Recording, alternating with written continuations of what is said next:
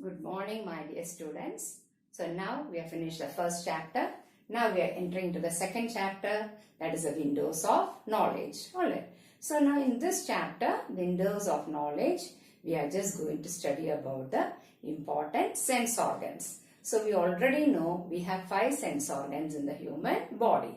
The 5 sense organs are eyes, ears, nose, tongue and the skin. So these are the 5 sense organs, and we know that the receptors present in these sense organs, the number are different. Alright. So the number of the receptors are more in some of the sense organs. So if they are more in number, that means the efficiency of the organ is also high. So that is what we are going to study about the 5 sense organs in detail in this particular chapter. So that is what it's called, windows of knowledge. Alright. So now you can just open your text and you can see there is a news that is being given. I'll just read it out for you. So earthquake victims rescued. This is a news from Kathmandu. The rescued victims who got trapped in the collapsed buildings due to earthquake in the eastern regions of Kathmandu, the capital of Nepal. The rescue operation was difficult due to heavy rain and insufficient light. Specially trained dogs helped to detect the victims and save their lives during this crisis. So now you notice this news, isn't it? You heard. It is already there in the text. You heard about this news. So now from this news we came to, what did we conclude? We concluded that the dogs were more efficient, isn't it? So that is what we are going to see here.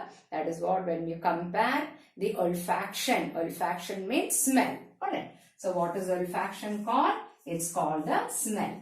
So the olfaction or the smell that is detected by the dogs is much more than the human beings. So that is what we get from this particular news report. So like I already told you, some of the sense organs have more number of receptors, so their efficiency also increases. So here in this news report, the dog was compared.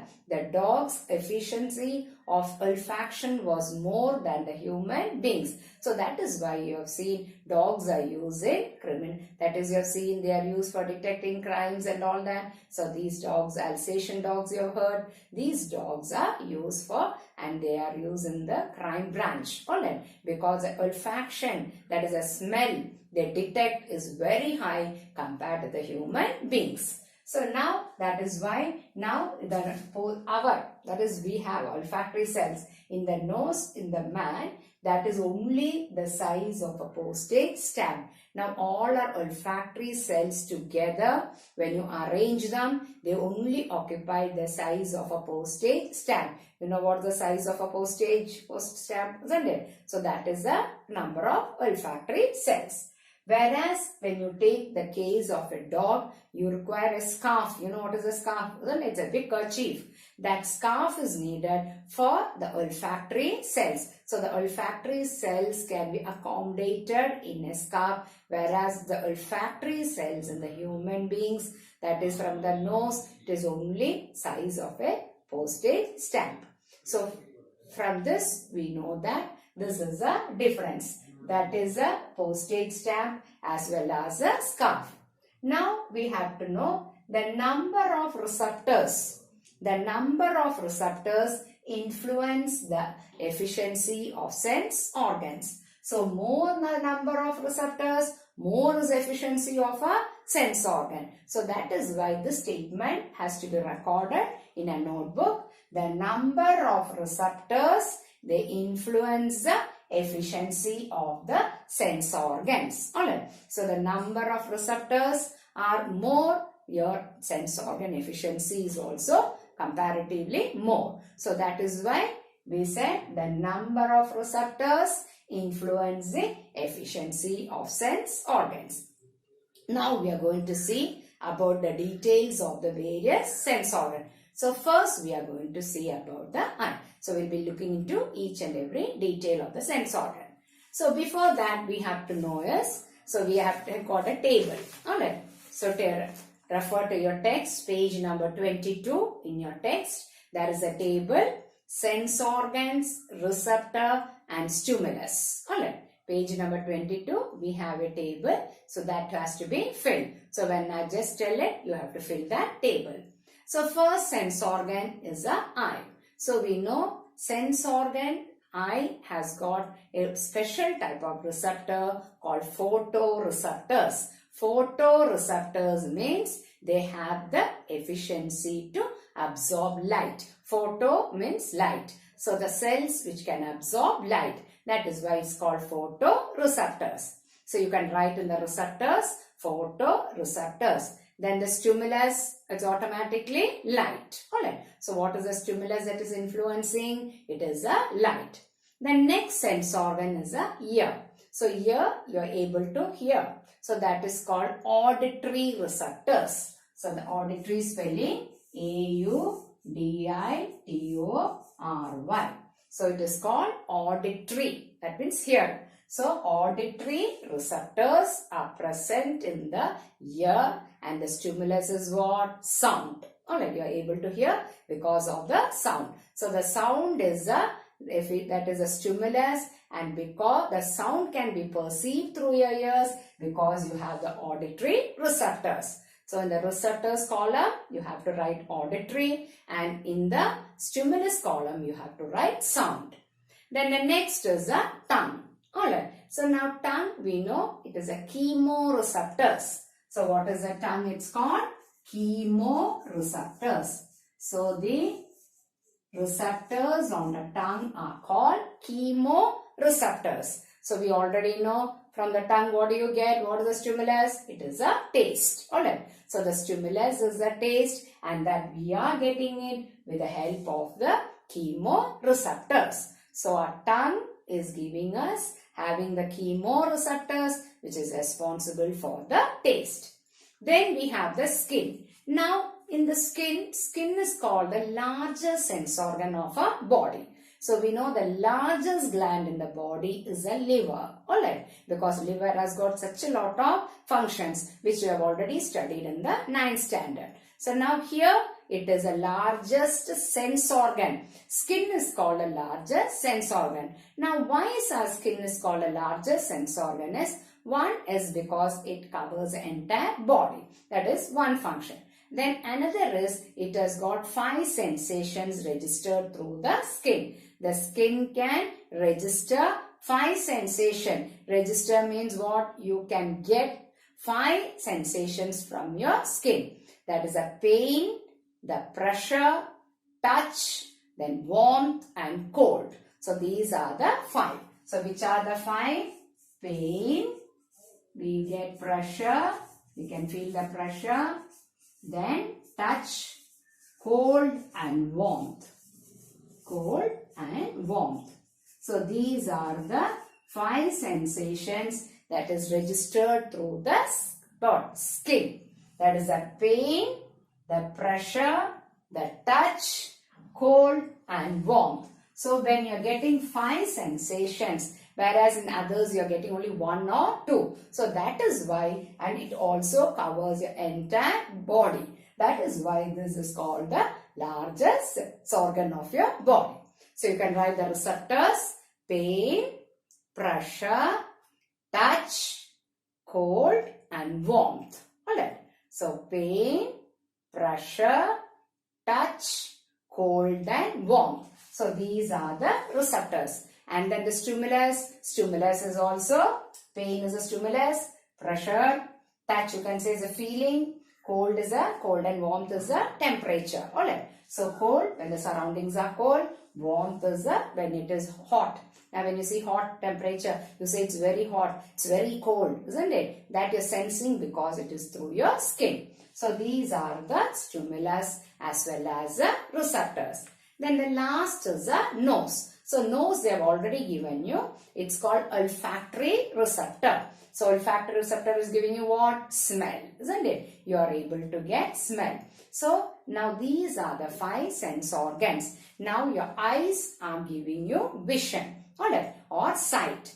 Now your ears are having 2 functions. One is hearing another is body balance. Alright, these are the two functions. Then your tongue is giving you different taste, which we'll be seeing when we discuss about it. Then next sense organ, it's your skin, which is registering 5 sensations through the skin. Pain, pressure, touch, cold and warmth. And then we have the nose, which has 2 functions. One is olfaction, getting the smell, another is breathing. Alright, so these are the different sense organs and the different what are the sensations you're getting through them. So now first we are going to look into the eye. Alright, so we'll go one by one: eye, ear, nose, tongue, skin. So first we are going to see about the sense organ, what? Eye. Now in the eye we have to know whatever is a major sense that is helping the brain. Now we have the brain. The brain is evoking sensations. We already know brain is a part of which nervous system? It's a part of the central nervous system. So eye is a important organ. It's a sense organ which is located where? It is located in your eye orbit on your face. This is your face. You have your eyes here. They are in orbit. Alright. Orbit means they are in a socket. Socket or a depression. Depression on a kuliyada. A kuliyada ullilana your eyes are located. So those depression are called eye socket, and then they are present where? On the face, and it's a part, a continuation of your skull. This is all your skull. So there you are having your eye sockets. So the first one they have already given in the page number 22. That is a table. You have to fill in the text. Eye socket, depressions in the skull. That means this is a continuation of the skull. You are having 2 depressions. So those depressions are what you call it as the eye socket and the eye orbit. Alright. It's also called eye socket, or it is also called eye orbit. Then the next is the external eye muscles. Now your eyes, they are not fixed with any adhesive. Adhesive means they are not fixed with any gum in your socket. So they are fixed in the socket with the help of 6 muscles. Alright. So the muscles are called eye muscles. They help the fixing of the eyes in the orbit. So here and this, both of them are fixed with the help of the 6 muscles. How many muscles are there? 6 eye muscles are there. They are helping in the fixing of the what? Eye in its orbit or in the socket. So that is why fix the eyeball in the socket. Then we have the eyebrows. So you know you have having your eyebrows, isn't it? So now you can write down there. We have to fill in that function to keep sweat and moisture away from eyes. Alright. So I'll repeat it once again. To keep sweat and moisture away from eyes. So sweat should not fall, water should not fall into your eyes. That is why your eyelids are giving protection. So these are all protection given externally to your eye. Then we have the eyelashes. Eyelashes, what are the eyelashes? These hairs you have seen on your eyelids, upper and lower eyelids, you can see fine hairs. Those hairs are called the eyelashes. So eyelashes, no doubt, to protect the eye from the entry of dust or small particles. Alright, to protect or to prevent the eye from the entry of dust or small particles. Dust or small particles should not enter into your eye. That is why you are having this fine hairs. So you have seen your hairs always closing when strong wind blows. So that is the eyelashes. Then we have the eyelids. So you know we have upper eyelid, we have a lower eyelid. Now eyelid is to protect eye from dust particles, foreign bodies, etc. So what is the function of the eyelids? To protect eye from dust particles as well as from foreign bodies. So now what is foreign bodies? The bodies or the germs that try to enter into your eyes from outside, from the surroundings. They are called foreign bodies. So don't mistake it for bodies coming from foreign countries. Alright. So it is called foreign bodies or it is called extraneous. So you can note down, this is not there in our text. It's called extraneous. E-X-T-R-A-N-E-O-U-S. So it is called foreign bodies or it is called extraneous bodies. Alright, that means which are not needed for your eye and they are coming from outside. So that is why it is called what? Extraneous particles. Alright, so it's called extraneous particles or it is called foreign bodies. So that is so you have written the function. That is a function of what? Eyelids. Alright. Then we have another layer called conjunctiva. So what is it called?